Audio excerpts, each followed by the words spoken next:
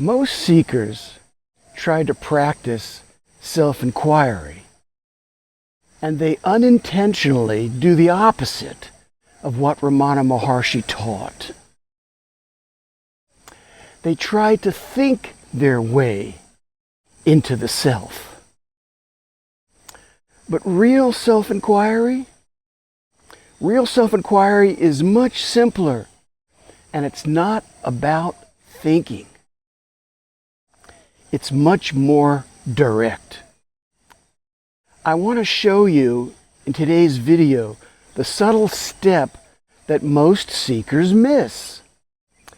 In the previous video, I explored why "who am I" is not a question.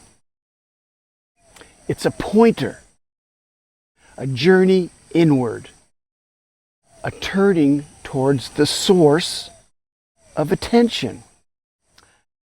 Today, we go deeper. Self-inquiry begins before you ask anything. It begins the moment you notice the simple sense of I. Not the thought I, but the sense that you exist. A presence that is here even when the mind is silent. Rest in that presence. This is the beginning of the turn inward. This is where seekers get a bit lost. They feel the I, they sense the I, and then they begin to think about it.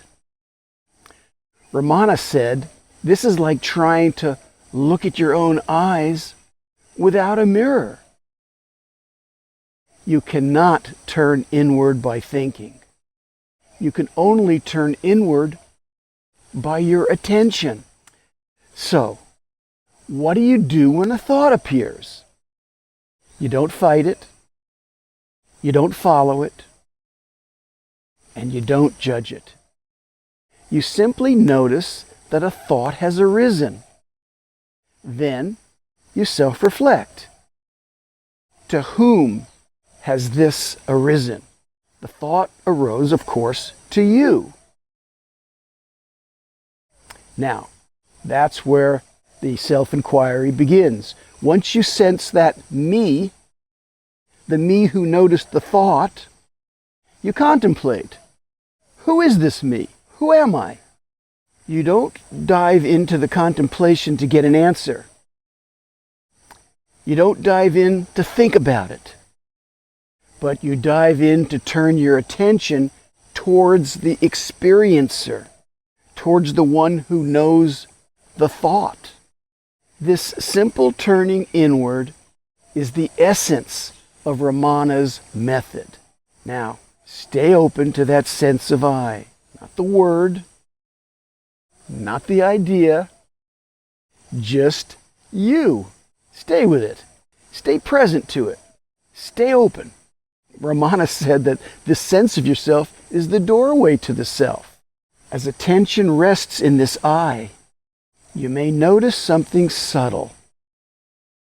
The mind becomes quieter. Thoughts lose their pull. Ramana said the I thought is like a stick used to stir a funeral pyre. In the end, the stick itself is burned up. The separate I dissolves in the stillness of its own source. Here's the rhythm and the heart of real self-inquiry. You notice the sense of I. A thought appears. You self-reflect, and you're open to whom has that thought arisen to. You return to that sense of I again and again and again.